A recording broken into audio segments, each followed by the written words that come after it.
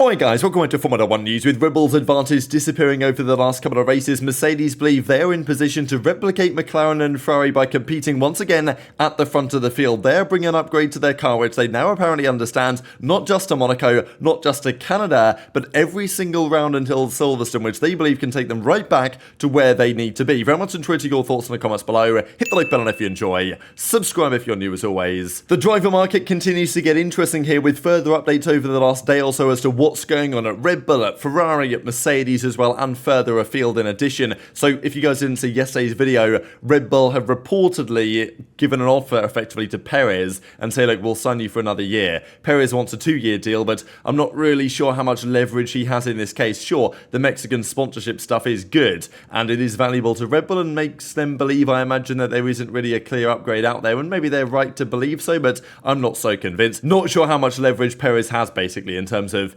making this type of move. However, Sainz is no longer in the running at Mercedes. This is what Craig Slater had to say today on Sky Sports, that as far as he understands, there is a basically 0% chance that Sainz goes to Mercedes. Not necessarily because they wouldn't at least consider it, but mainly because of the timings, right? Because Mercedes are going to bide their time. They're not going to make a decision quickly on whether they get Antonelli, just because there's still an outside chance they get Verstappen, right? I mean, the Red Bull, I don't know if it's regressing. I think the Red Bull is still a very strong car, but we're seeing that it's not an absolute guarantee, for example. The Max turns up next year in the Red Bull and wins the championship. Probably he still will, and he's almost certain to win this year's championship, I still do firmly believe.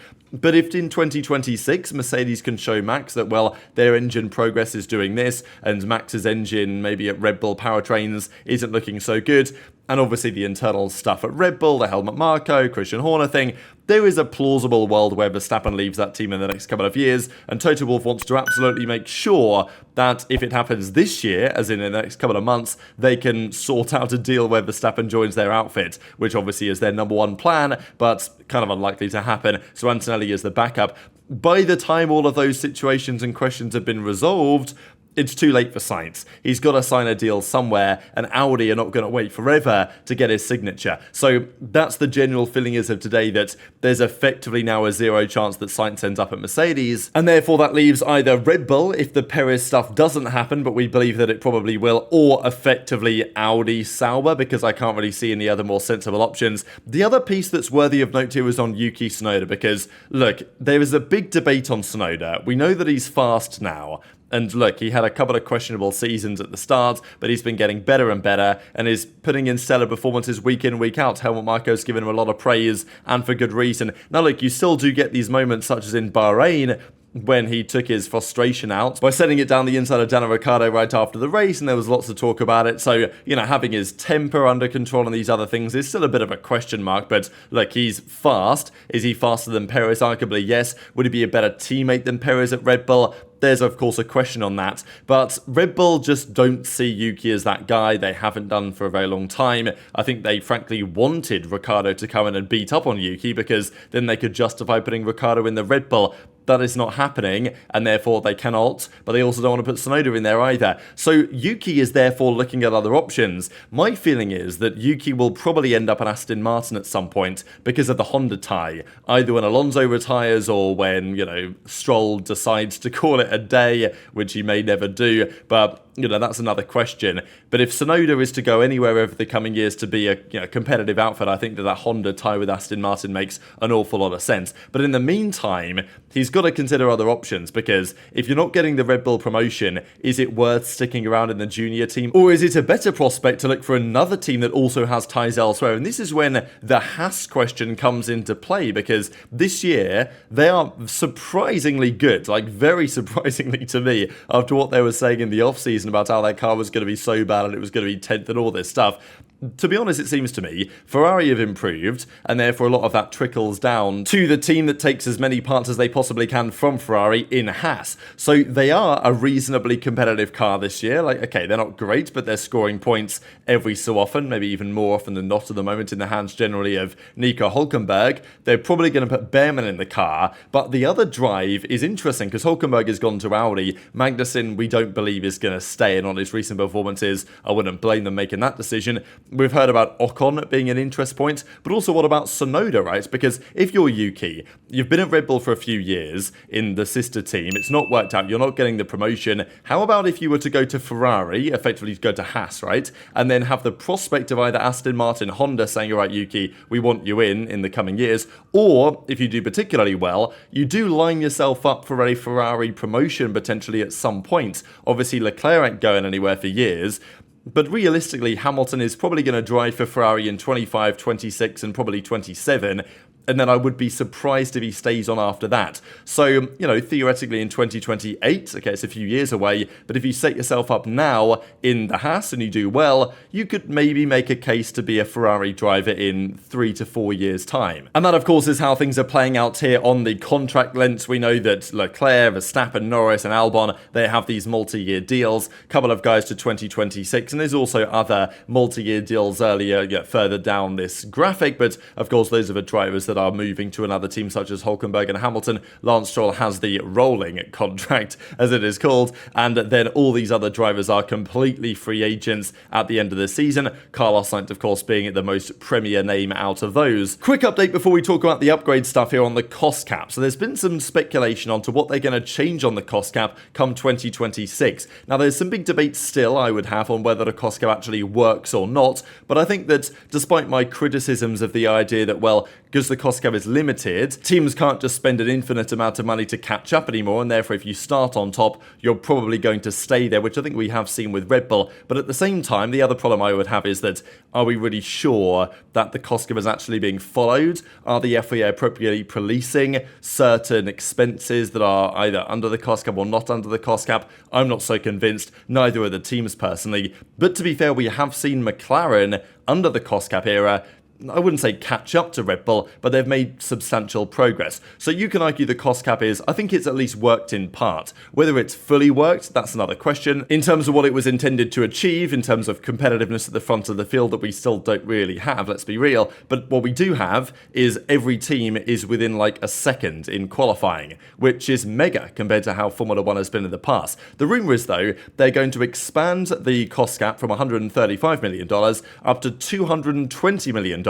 Which is a pretty big increase if you guys hadn't noticed. Now, in exchange for that, more things will be included. So right now, the driver salary is the top 3 employee salaries are excluded. So I imagine that might change. And then the list of exemptions is therefore reduced from the cap. So that's the discussion at the moment. There have been some concerns, though, over maternity leave even, because this has caused some concern and some alarm that if everyone's so focused on the bottom line, then, and making sure that no money is wasted, if people employ women that then you have to pay for replacements if they go on maternity leave, then you won't want to employ women so much because you want to put the money towards that, which is probably not the world we want to be living in here. So, I think really the teams are saying, hang on a second, we probably need some sort of exemption in this case, because otherwise we're probably going to be incentivizing the wrong things in the world of Formula 1. We did see an update today as well from Eddie Jordan on the future of Adrian Newey. Of course, Eddie Jordan, the manager of Newey, in this whole drama that's happened and, pantomime that's played out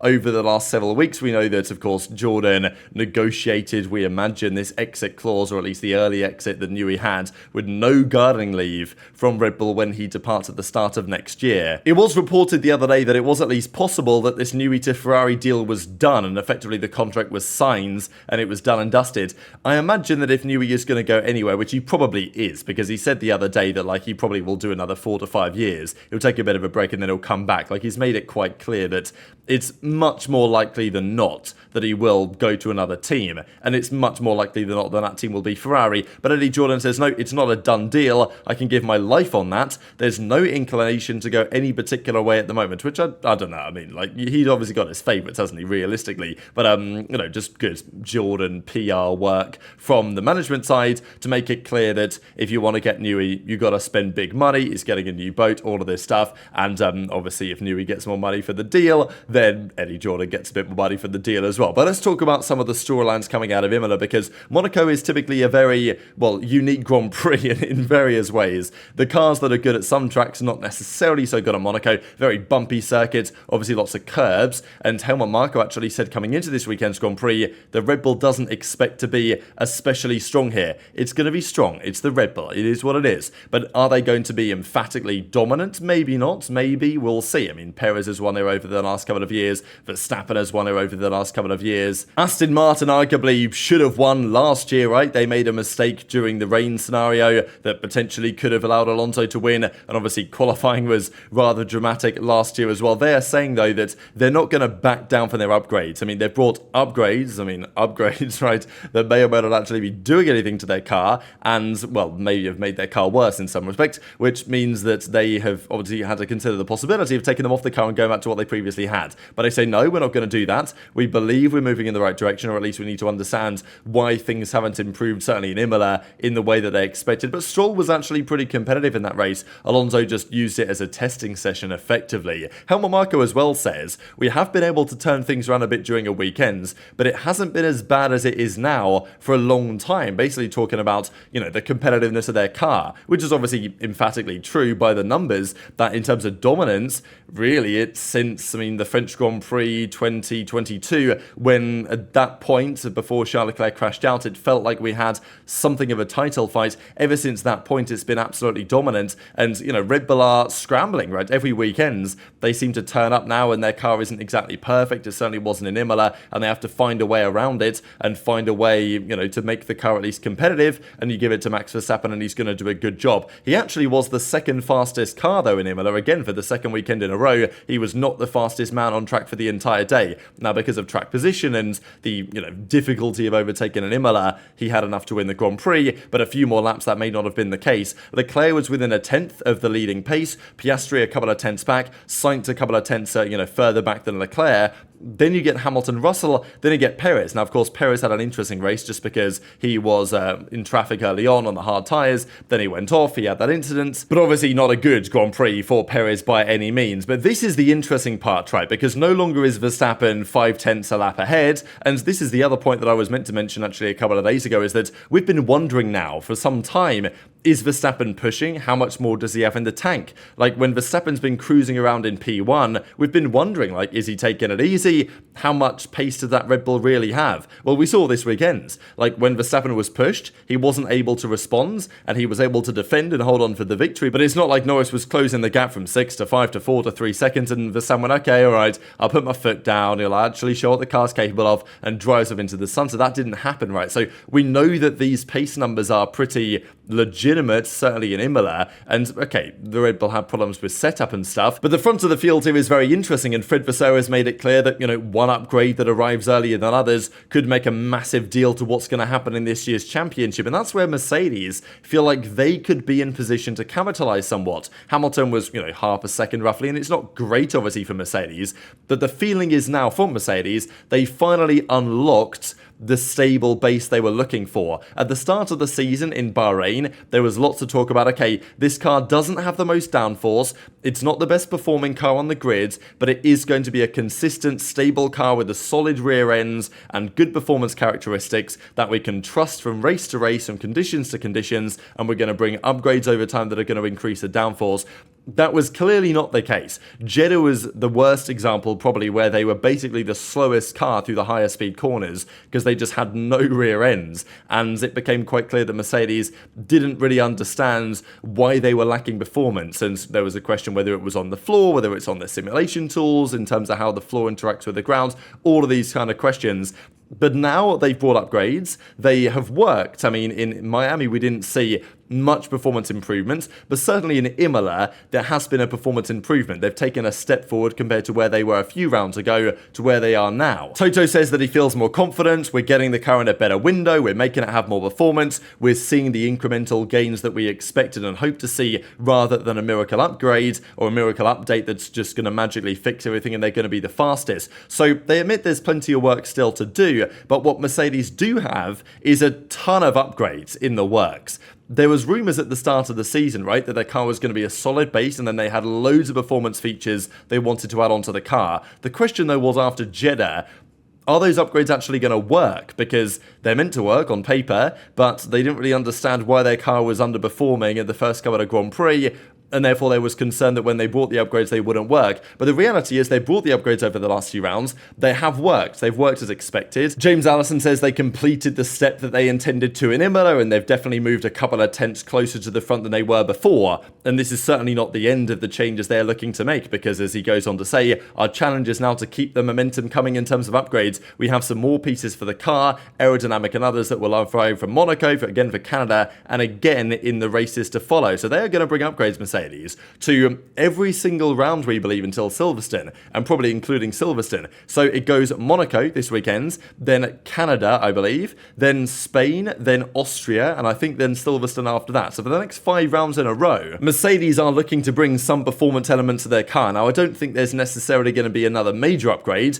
but the belief is that it is now a solid aerodynamic base that they can build on with their car going forwards. And, you know, the drivers were certainly happier with the car this weekend than they have been for some time. Now, is this another false dawn for Mercedes? They're saying, well, we've improved our understanding, we've improved the stability, and upgrades are going to happen every single race, at least until the middle of the season. But Mercedes have said similar things before when their car, no, we understand it now, no problem, our bad times are behind us, and we're now back to the front of the field type thing. But let's be real, they've been clowned on by McLaren over the last couple of years after the progress they've made with respect to what Mercedes has done. So is it going to be enough, I think, is the question, because even if they bring substantial upgrades, they may get closer to the front, they may be able to do enough to secure a podium, but the reality is the grid is not as, you know, let's say in 2022 or 2023 for sure, there wasn't much competition. This year, McLaren have done a much better job, Ferrari have done a much better job, and okay, Aston Martin have dropped back compared to where they were last year, but,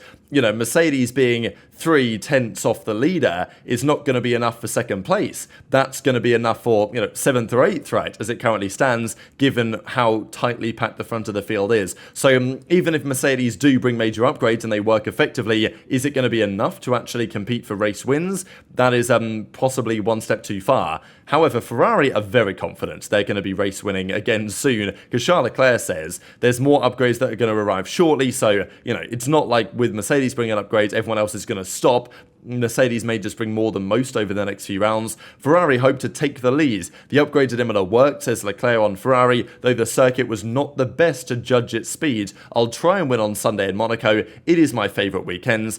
And, well, it's his favourite weekend because it's his own Grand Prix, but I will say that his, obviously, record in Monaco historically has not been the best, has it? I mean, this is just some of the breakdown of his Monaco curse over the last several years. But, you know, curses are there to be broken. Maybe this is the year for Ferrari. And even Fred Vasseur says, after the 7th race, that's certainly not the end of the championship. It's even more true this season because the gap is very close at the front. So there is good confidence that these guys can seriously take the challenge. Whether Mercedes are ever going to be a threat this season or even next season, that still remains to be seen. But very much enjoyed your thoughts on all this stuff in the comment section below. These are the UK timings to the Monaco Grand Prix this weekend. Hit the like button if you enjoyed, subscribe if you're new, take care, and I'll see you next time.